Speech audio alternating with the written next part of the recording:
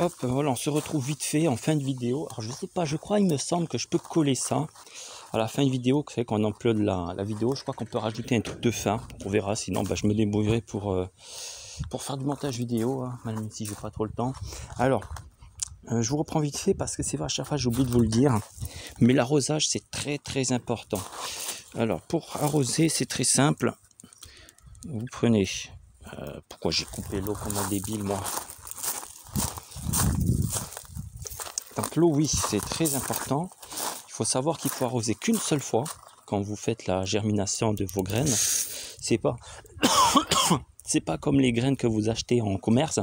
Parce que les graines que vous achetez en commerce, vous les arrosez plusieurs fois, ça n'a pas vraiment de souci. En plus de ça, elles préfèrent que vous arrosez plusieurs fois parce que eux, ils ont mis à leur sauce les graines de cette façon-là.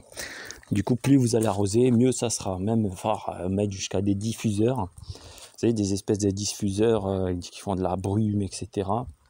Moi, quand je faisais ça au tout début, alors on m'avait appris comme ça et finalement, c'est pas bon du tout de faire ça. Après, c'est là justement vous avez des graines dégénérées qui veulent tout le temps de l'eau, voire mettre du goutte à goutte, etc. Bon, je ne vais pas rentrer dans ces détails-là, mais vous m'aurez compris, voire même les trucs à poisson, etc. Enfin bref, donc pour vous dire que les graines d'origine, nos graines qu'on récolte, il faut bien les arroser la première fois et après plus du tout les arroser jusqu'à ce que ça germine. Une fois que vous avez le petit truc qui sort de la terre, un peu partout, là vous savez que vous pouvez re-arroser de temps en temps et bien arroser, c'est-à-dire une, voire deux, voire trois fois suivant les températures. Là par exemple, vous voyez, là il y a des grosses températures. Là si j'ai les germes qui sortent, il va falloir que j'arrose au moins 2, voire 3, voire 4 fois par jour pour retirer la chaleur de la terre. Sinon, ils ne vont pas supporter avec les racines. Mais sinon, tant que c'est pas germé, tant que vous n'avez pas le petit germe qui est sorti, les petits cotylédons ou la petite pousse, il ne faut pas du tout re-arroser.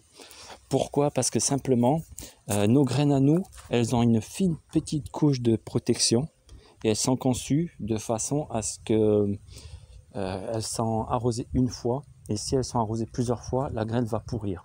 Tandis que les graines que vous achetez dans les commerces, eux c'est différent, ils mettent des espèces de produits dessus qui fait en sorte que vous pouvez les arroser plusieurs fois sans qu'elles pourrissent. Voilà pourquoi il faut bien arroser la première fois et ne plus re-arroser plusieurs fois. Donc vous arrosez bien, vous mettez un genre de petit filant. Non, c'est pas ça. La petite maille à l'abeille, elle veut se faire arroser, on va l'arroser, écoutez, elle a chaud, hein. Je la comprends avec des températures comme ça. Voilà, elle s'est fait arroser, elle a fait sa petite tempête. Donc vous voyez, là j'arrose bien. J'arrose vraiment bien. Il faut bien arroser, bien engorger. Comme je vous ai dit la première fois, il ne faut pas hésiter. C'est très important. Donc j'arrose bien partout. Et dès que vous voyez que ça commence à faire des petites mares, là par contre, il ne faut plus arroser. Hein. Là, vous voyez ici, il y a une petite mare ici, là. Donc on va arrêter d'arroser là. On va faire de l'autre côté. Voilà, comme ça. Là, hop, on commence à avoir une petite mare. Donc on arrête, on repasse là. Voilà, là ça va, c'est bien arrosé. Là, on peut arroser encore une fois. La mare elle est partie. Voilà, on peut repartir un peu au début ici. Toc. Hop, on peut repartir là-bas au bout. Vous voyez, il faut arroser quand même plusieurs fois jusqu'à temps que ça absorbe plus du tout l'eau. Hein. Et c'est pour ça qu'il faut bien tasser, comme je vous ai dit, la terre en dessous, pour que quand vous arrosez comme ça en masse, la terre elle parte pas. Voilà, vous voyez là, on est bien, ça a bien arrosé. Là maintenant, on va arrêter d'arroser. Et ah oui, il faut arroser un petit coup ici quand même, parce que là, vous voyez comment c'est sec.